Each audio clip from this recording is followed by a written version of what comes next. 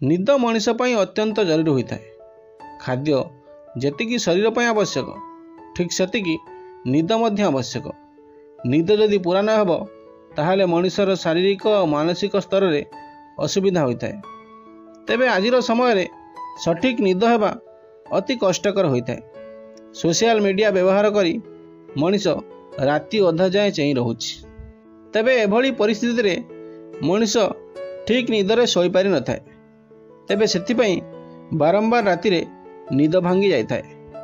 वैज्ञानिक मानक कहिबा अनुसार मनीष निद साधारणतः रातिर तृतीय प्रहर रे भांगी थाए, कारण एही समय रे निद तार अवस्थिति बदलै थाए।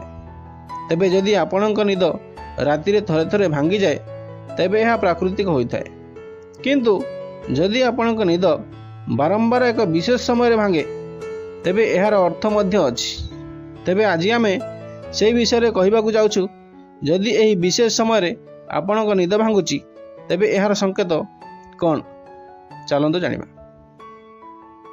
जदि आपणकर निद राति 11 ରୁ 12 भितर भांगुची तेबे यार कारण आपणक जीवन में कौन चिंता रही जो आपण अनेक हैरान होती। तेबे एभली परिस्थिति रे आपण से मुक्ति पाए निजको सकारात्मक ऊर्जा रे भरिबाकू हेबो। तेबे आपण एथिरु निजको मुक्त करिया पई निज मन को बुझाबाक आवश्यक होता है। तेबे जदि आपणक निद राति 12 ରୁ 1 भितर भांगुची तेबे यार अर्थ आपण को कौनसी नकारात्मक शक्ति घरे रही, जेमिति तंत्र मंत्र हेउ किंबा कहार नजर लगी जाऊ अबा भूत प्रेतर थिबार मध्य अधिक आशंका रही।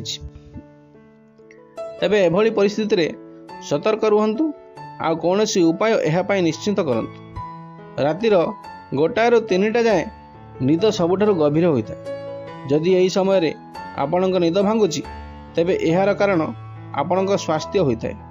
निश्चित भाव में आपण यकृत रे कौनसी असुविधा रही तेबे यार उपचार करंतु, पानी पियंतु, कौनसी भल डाक्तर को परामर्श करंतु।